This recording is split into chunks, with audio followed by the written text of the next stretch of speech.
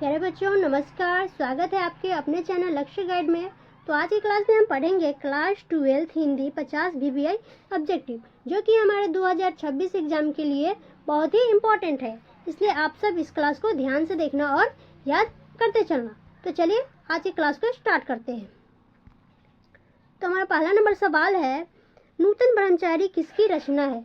तो नूतन ब्रह्मचारी जो रचना है वो है हमारे बालकृष्ण भट्ट जी के। तो हमारा 1 का राइट आंसर हो जाएगा, वो हो जाएगा ऑप्शन सी।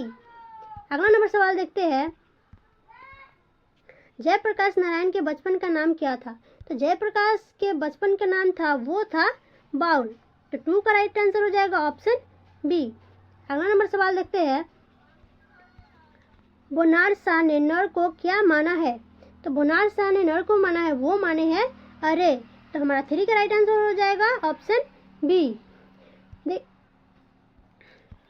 अगला नंबर सवाल देखते हैं, मालती के पति का नाम क्या था?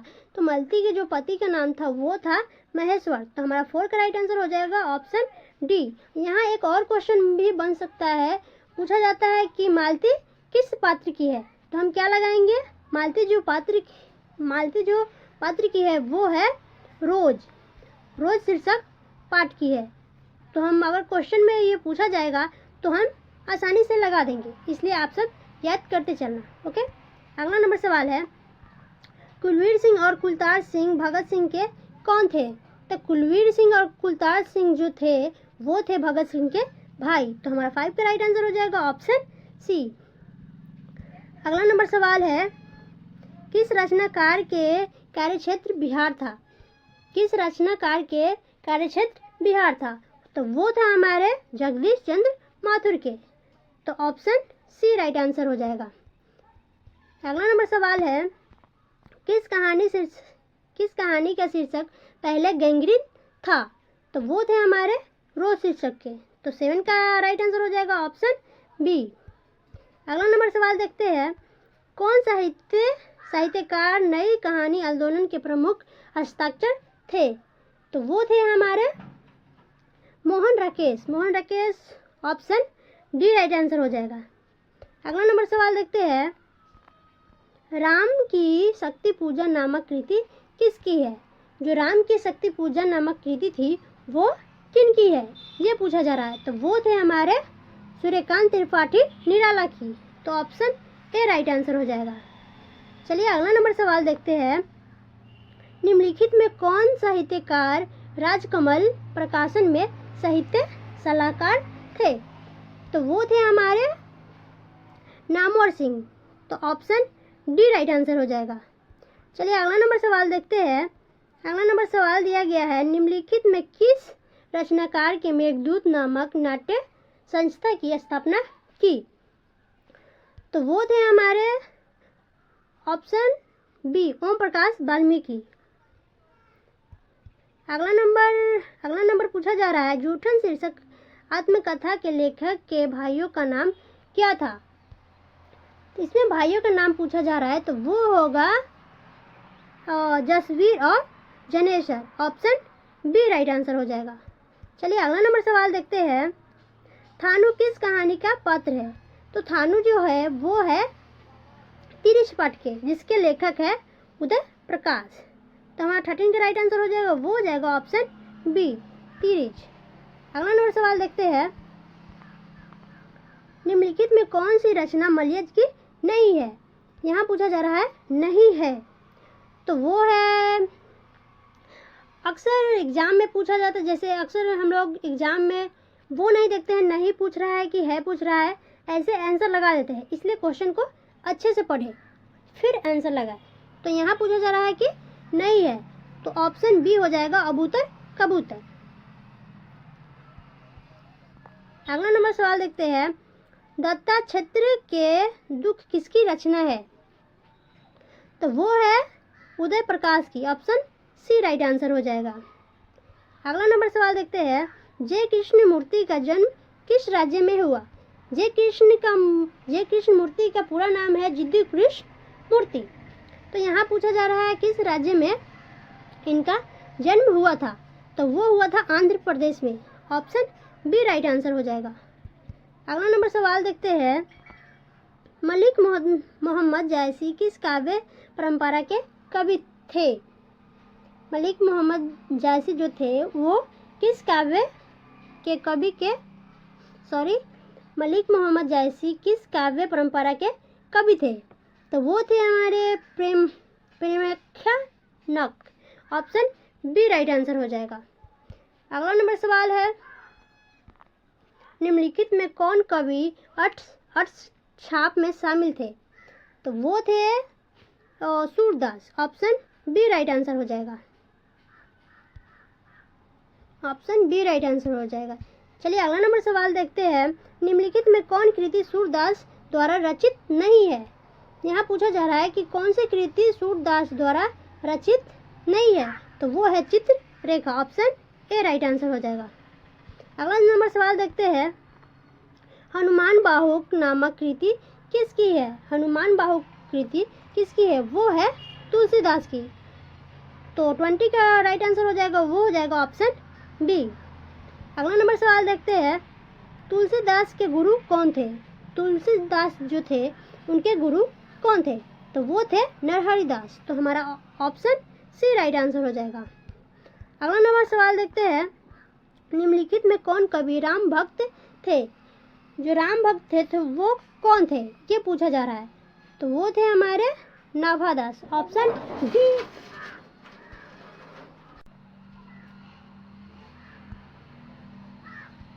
अगला नंबर सवाल देखते हैं, भूषण किस काल के कवि है? तो भूषण जो है वो है रीतिकाल के। हमारा 23 का राइट आंसर हो जाएगा, वो हो जाएगा ऑप्शन सी। चलिए अगला नंबर सवाल देखते हैं, भूषण की उपाधि किसने दी? तो वो दी थी राजा रुद्र दास ने। तो 24 का राइट आंसर हो जाएगा, वो ऑप्शन बी। चलिए अगला नंबर सवाल देखते हैं, कविता लेखन का आरंभ जयशंकर प्रसाद ने किस भाषा में किया? तो वो किए थे ब्रज भाषा में। तो हमारा ऑप्शन 25 का राइट आंसर हो जाएगा, वो हो जाएगा ऑप्शन ए। चलिए अगला नंबर सवाल देखते हैं, इंदु नामक पत्रिका का प्रकाशन किसने किया? इंदु नामक पत्रिका प्रकाशित किसने किया? तो वो किए थे हमारे जयशंकर प्रसाद। वो कब किए थे? तो 1909 में। तो हमारा 26 का राइट आंसर हो जाएगा, वो हो जाएगा ऑप्शन ए।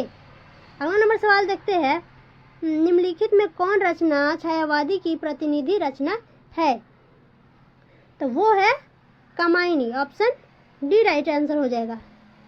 अगला नंबर सवाल देखते हैं, स्वाधीनता संग्रह के सक्रिय भागीदारी किसकी थी? तो वो थी सुभद्रा कुमारी चौहान का। तो ऑप्शन ए राइट आंसर हो जाएगा। अगला नंबर सवाल देखते हैं, शमशेर बहादुर सिंह की पत्नी का नाम क्या था? तो वो था धर्म देवी। तो 29 का राइट आंसर हो जाएगा, वो हो जाएगा ऑप्शन सी। 30 नंबर सवाल देखते हैं, कवि और शायर एक साथ निम्न में से कौन थे? कवि और शायर एक साथ निम्न में से कौन थे? तो वो थे शमशेर बहादुर सिंह। 30 का राइट आंसर हो जाएगा, वो हो जाएगा ऑप्शन ए। अगला नंबर सवाल देखते हैं, निम्नलिखित में कौन सी रचना गजानन माधव मुक्ति बोध, यहाँ पूछा जा रहा है निम्नलिखित में से कौन सी रचना गजानन माधव मुक्ति बोध की है?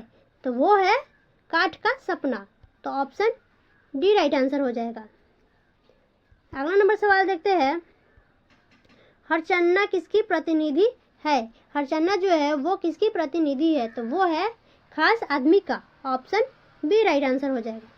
चलिए अगला नंबर सवाल देखते हैं, रास्ता इधर से है रचना किसकी है? रास्ता इधर से है रचना किसकी है, ये पूछा जा रहा है। तो वो है रघुवीर सहाय की। तो हमारा 33 का राइट आंसर हो जाएगा, वो हो जाएगा ऑप्शन बी। अगला नंबर सवाल देखते हैं, इंदिरा गांधी कृषि विश्वविद्यालय में एसोसिएट प्रोफेसर के पद पर कौन कवि कार्यरत थे? तो वो थे हमारे विनोद कुमार शुक्ल। तो हमारा 34 का राइट आंसर हो जाएगा, वो हो जाएगा ऑप्शन बी।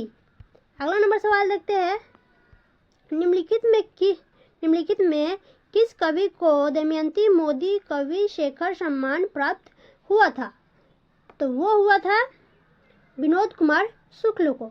तो हमारा 35 का राइट आंसर हो जाएगा, वो हो जाएगा ऑप्शन बी। और प्राप्त कब हुआ था? वो हुआ था वो हुआ था 1997 में। आप ये भी याद करते चलना, ठीक है। चलिए अगला नंबर सवाल देखते हैं। बिहार लोक सेवा आयोग द्वारा चयनित होकर कारा अधीक्षक के पद पर किस कवि के कार्य किया? तो वो है हमारे ज्ञानेंद्र पति। ऑप्शन सी राइट आंसर हो जाएगा। अगला नंबर सवाल देखते हैं। 1970 से 90 के बीच लगभग 300 कहानियां किसकी प्रकाशित हुई? 1970 से 90 तक किनकी कहानियां प्रकाशित हुई थी, ये पूछा जा रहा है। तो वो हुई थी गैंडी मोसप्पा की। तो ऑप्शन सी राइट आंसर हो जाएगा। चलिए अगला नंबर सवाल देखते हैं। अफ्रीकी देश कांगो में किस लेखक के जन्म हुआ था? तो वो हुआ था हेनरी लोपेज का। तो ऑप्शन बी राइट आंसर हो जाएगा। अगला नंबर सवाल देखते हैं। मृत्यु के कुछ समय पहले स्मृति बहुत साफ हो जाती है, यह पंक्ति किस शीर्षक कहानी की है? तो वो है उसने कहा था। ऑप्शन डी राइट आंसर हो जाएगा। अगला नंबर सवाल देखते हैं। घ का उच्चारण स्थान क्या है? घ का उच्चारण स्थान क्या है ये बताना है। तो घ बोल के देखो, कंठ आ रहा है ना, तो ऑप्शन ए राइट आंसर हो जाएगा। अगला नंबर सवाल है। गायक का संधि विच्छेद क्या है?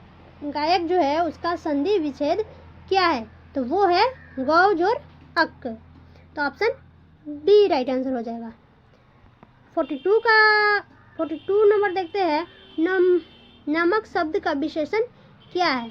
तो नमक का हो जाएगा नमकीन। ऑप्शन बी राइट आंसर हो जाएगा। अगला नंबर सवाल देखते हैं। 43 नंबर। सरोवर शब्द की संधि विच्छेद क्या है? सरोवर शब्द की संधि विच्छेद होगी सर जोर वर।